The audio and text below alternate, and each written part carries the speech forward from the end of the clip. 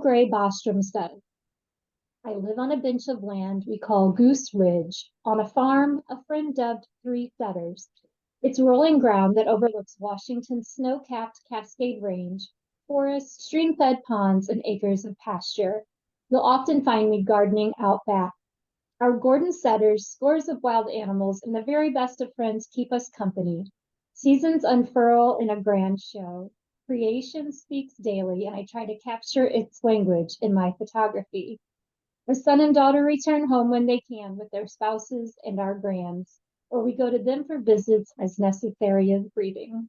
My writing and photos have traveled too, regularly landing in publications ranging from womenoffaith.com and the Upper Room Disciplines to the American Scientific Affiliation's God and Nature magazine and various newspapers and journals. A member of the Redbud Writers Guild, I have also authored 4 books: The View from Goose Ridge, Children at Promise, 9 Principles to Help Kids Thrive in At-Risk World with Dr. Tim Stewart, Sugarbirds, a novel originally an indie publication to be published in 2023 under the Tyndale imprint, and the Sugarbirds sequel slated to release in May of 2024. Cheryl, welcome. Thank you so much for being here with us today. Hi, Heather. Heather, thank you for having me. I appreciate it. Of course. So tell us what you write. It sounds like a little bit of everything, and how you got into writing. Well, we go through different seasons, and I started writing poetry as a kid, and then wrote short and long form nonfiction, and now I write contemporary fiction and contemporary women's fiction. Very fun. So what inspired Sugarbirds?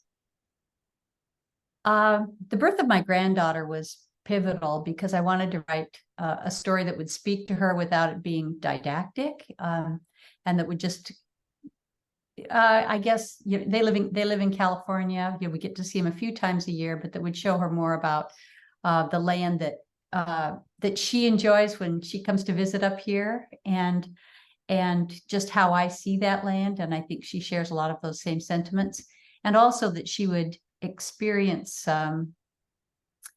a picture of my hope for her, which would be that she would have the same resilience and the same optimism and wonder in the natural world that Aggie has in Sugarbirds.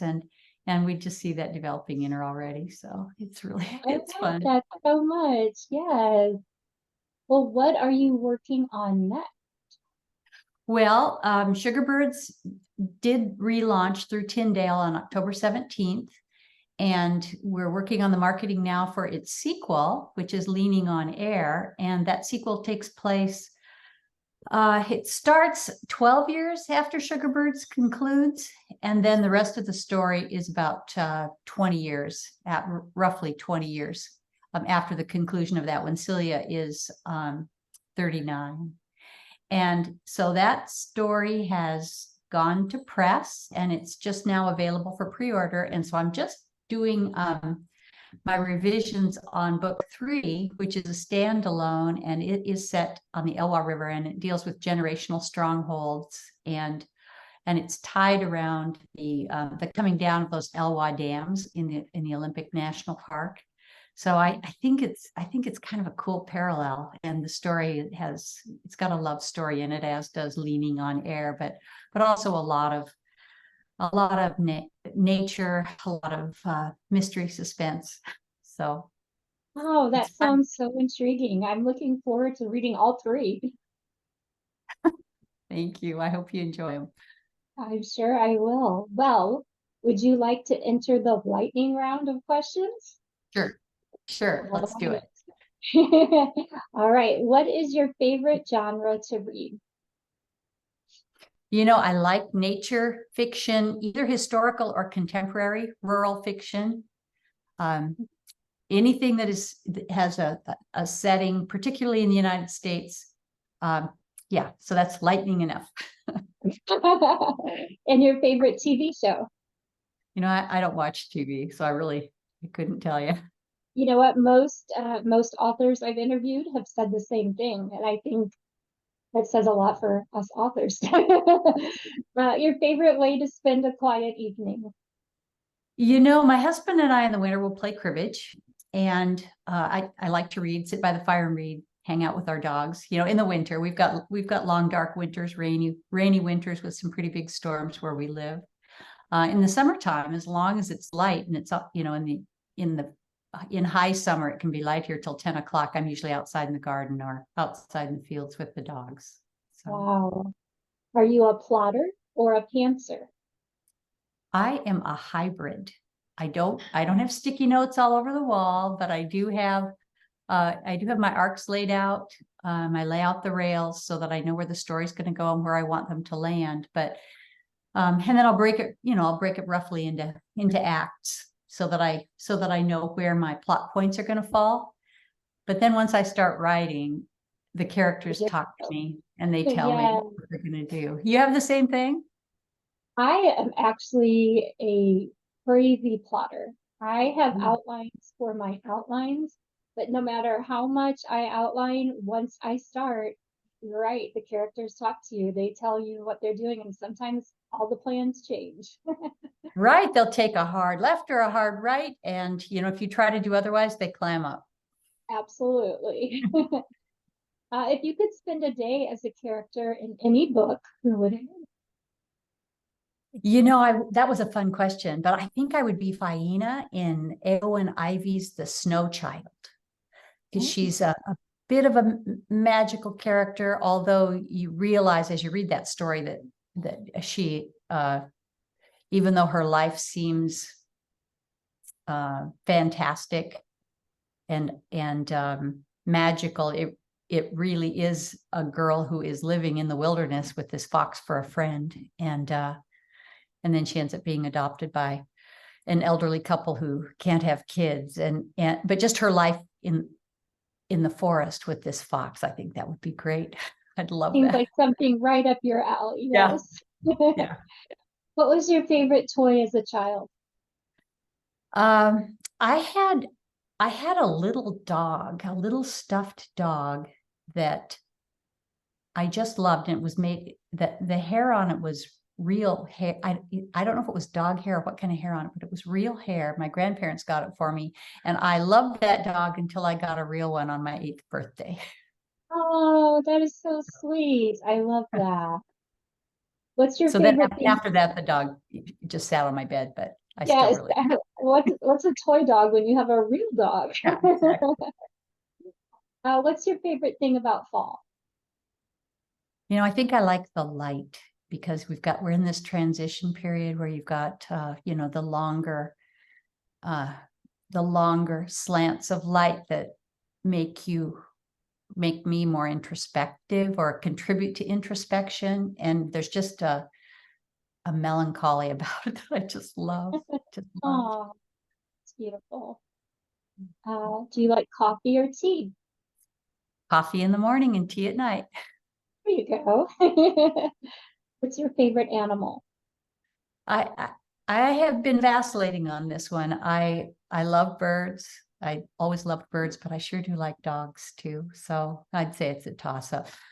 All The dogs are right. better company. The birds Yes, fascinate me more.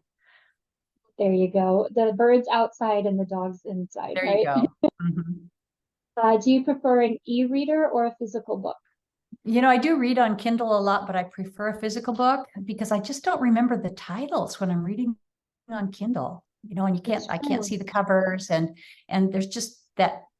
I love the tactile sensation of handling those pages and remembering where things are on a page and being able to flip back to it quickly, that you just can't Yes, accomplish with an e-reader. so true, so true. What's the last book that you read?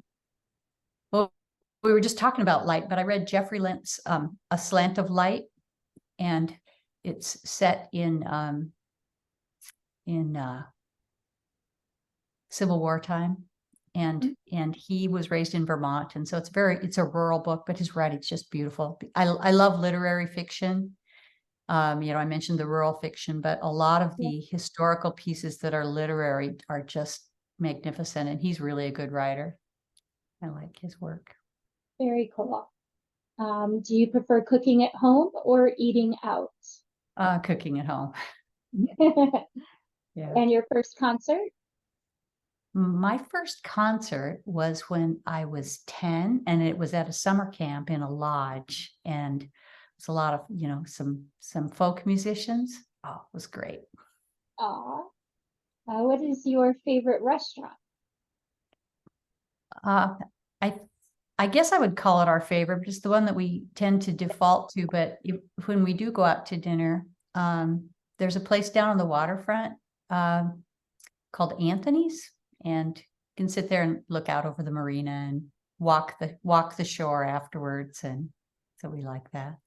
Waterfront dining is my absolute favorite. I don't care where we go. I just want it to be on the water. You too, huh? Yeah. Yes.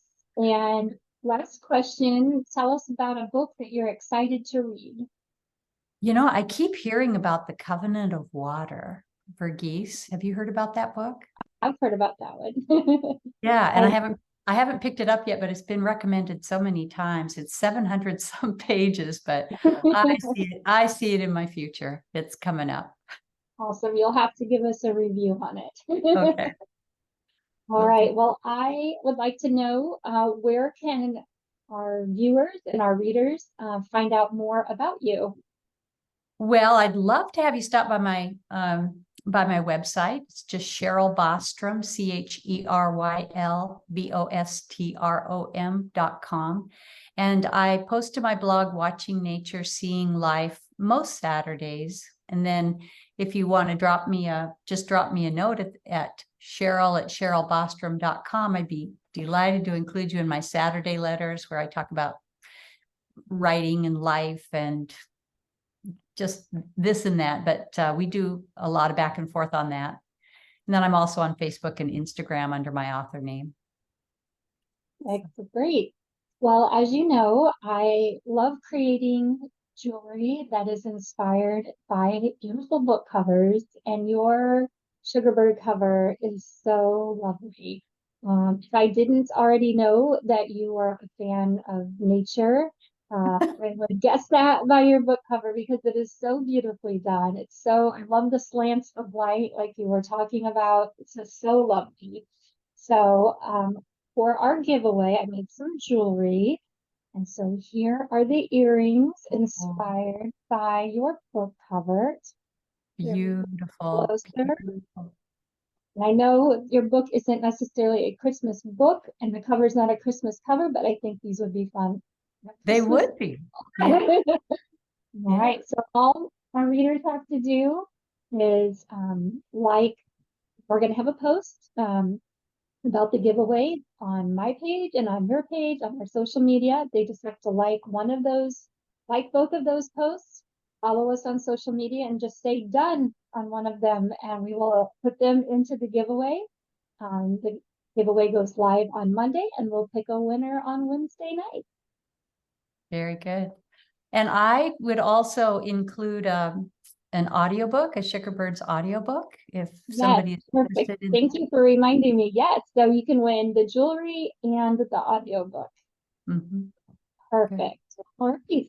Well, Cheryl, it's been so nice chatting with you and getting to know you. And I look forward to collaborating with you more in the future. Likewise, Heather, and thank you for having me. Appreciate it. Thank you.